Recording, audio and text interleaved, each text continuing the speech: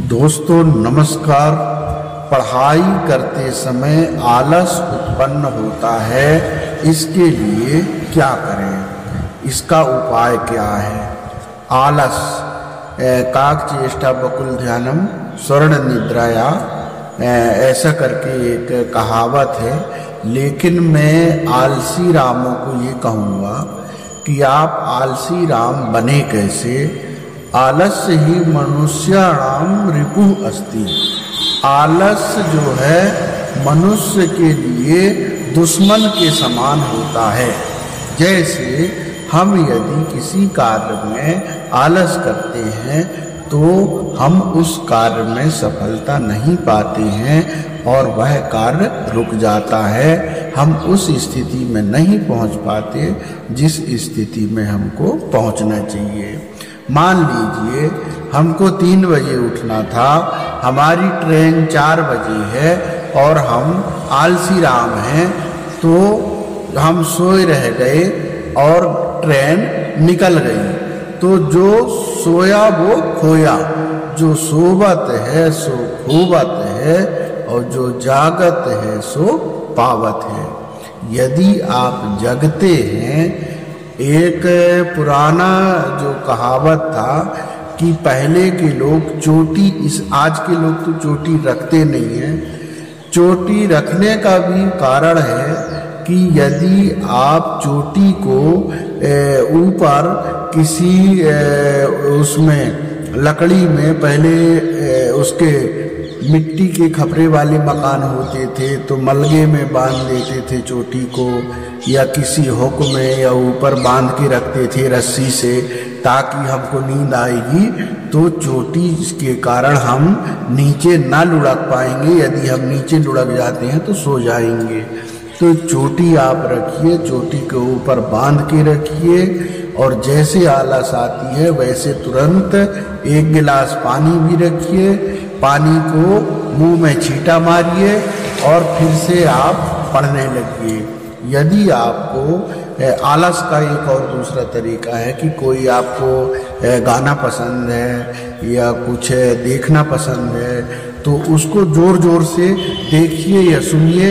इसके बाद जैसे माइंड फ्रेश होता है, कुछ 1-2 मिनट के बाद या कुछ सेकंड के बाद तो आपका मन फिर से, हाँ ये है कि कोई लगातार 2 घंटा 4 घंटा नहीं पढ़ सकता है।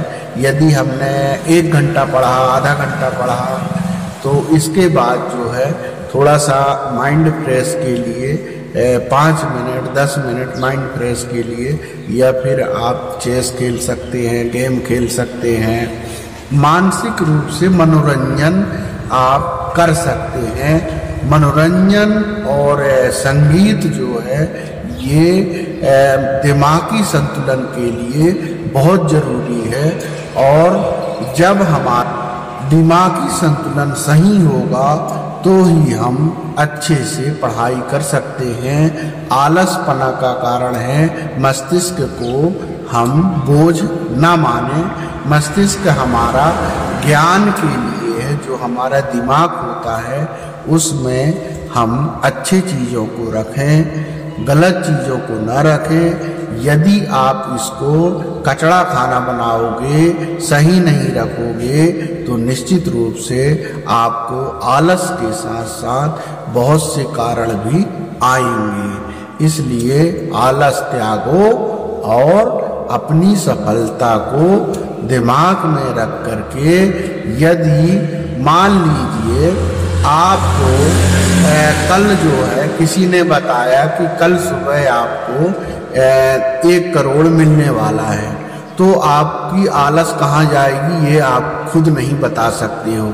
वैसे ही अपने जीवन को समझो कि हमारा सपना साकार होने वाला है, हम अपनी मंजिल को पाने वाले हैं और हम वह चीज़ पा रहे हैं जो करोड़ों रुपए खर्च करके प्राप्त नहीं किया जा सकता है।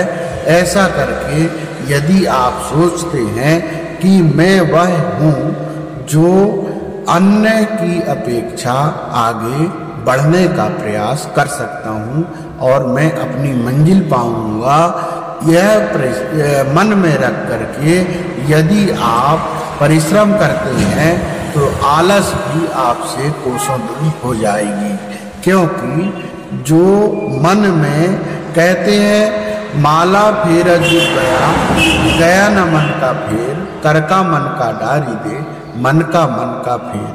यदि हम मन जैसा बनाते हैं वैसा हमारा शरीर और बुद्धि और शरीर आत्मा वैसे कार्य करती है और हम उसकी ओर खिंचते जाते हैं।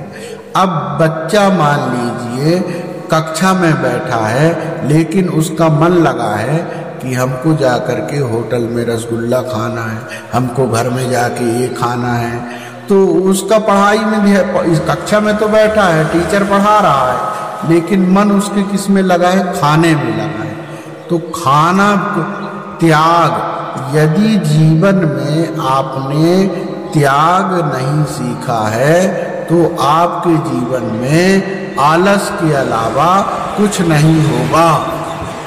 पुरानी कहावत है, अजगर करे न चाकरी, पंछी करे न काम, दास मलूका कह गए सबके दाता राम। यदि आप आलस हैं, इसका मतलब अजगर की संगति आप करनी पड़ेगी।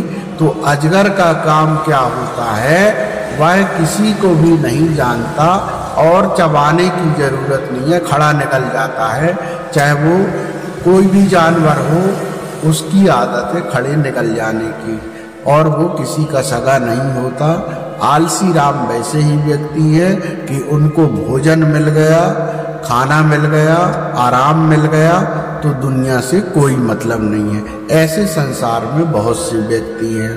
तो उनमें से आप भी यदि बनना चाहते हो, तो यदि आलस हो तो आप निश्चित रूप से मान के चलो कि हम अजगर के ही कुछ लगते हैं।